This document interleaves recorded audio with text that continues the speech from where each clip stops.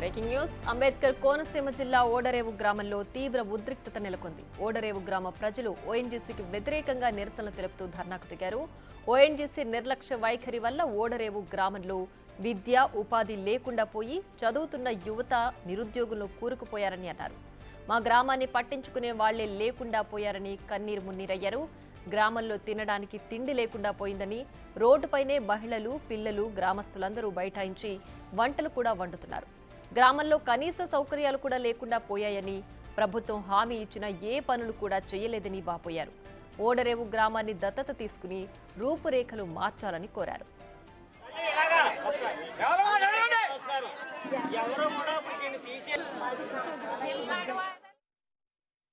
ఎందుకంటే గత 10 సంవత్సరంలో కూడా ఇలాంటి ధర్నా జరిగినప్పుడు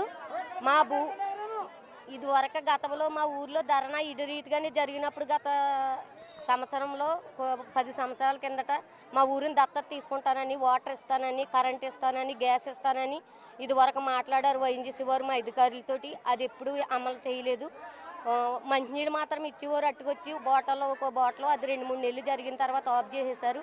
ఎందుకు ఆఫ్ చేశారని అడిగి నాదుడు లేడు. చాలామంది మాకైతే కొంతమందికి నీళ్లు సప్లై అన్నీ బాగానే ఉంటాయి, కానీ కొంతమందికి నీళ్ళు లేని వారు ఉన్నారు. అలాగని ఇంత ఓఎన్జీసీ రవాణా జరుగుతుంది, ఎన్నో లక్షల కోట్లు పట్టిపోతున్నారు, కానీ రోడ్లు ఎలా ఉన్నాయండి మీరు ఈ రోజు వచ్చి చూసారు, గమనించండి. మాకు రోడ్లు కూడా బాగోలేదు. మాకు కట్లు ఉన్నాయండి, రైతంగాలు ఉన్నాయి. అసలు మాకు వెళ్తే కట్లు కట్టుకుంటే రూపాయలు రావట్లేదండి. ఎక్కడోళ్ళు అక్కడ పారిపోయారు, ఉద్యోగాలు లేవు, ఆడవాళ్ళకి పనులు లేవు, ఏమీ లేవండి. మాకైతే ఎక్కడికో వెళ్ళి బతకడం వస్తుంది. ఎందుకు వెళ్ళాలి? పొరుగురు వెళ్ళి మేము బతకడం ఏంటి? పొరుగురు వాళ్ళు వచ్చి ఇక్కడ బతకాలా? ఊళ్ళో వాళ్ళకి లేదా? ఈ గ్యామ్ అంతా మరి మేము ఇచ్చిన గ్యామే కదా. ఇక్కడ మేము ఇచ్చినప్పుడు మరి మాకు న్యాయం చేయాలి కదా. ప్రతి ఊరికి కూడా బోల్ డబ్బిస్తున్నారు.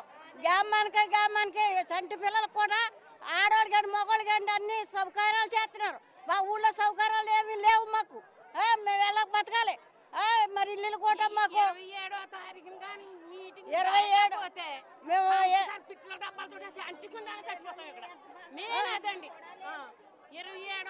ఏదైనా తేలిస్తేనే మాకేమి జరగనప్పుడు మరి ఇల్లులు కూడా కూలిపోతున్నాయి, ఇల్లులేమో దిగబారిపోతున్నాయి.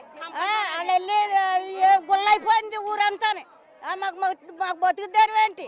రేపొద్దున్న బొబ్బరి చెట్లు కాయలు లేవు, ఏమీ లేవు, బలం లేదు.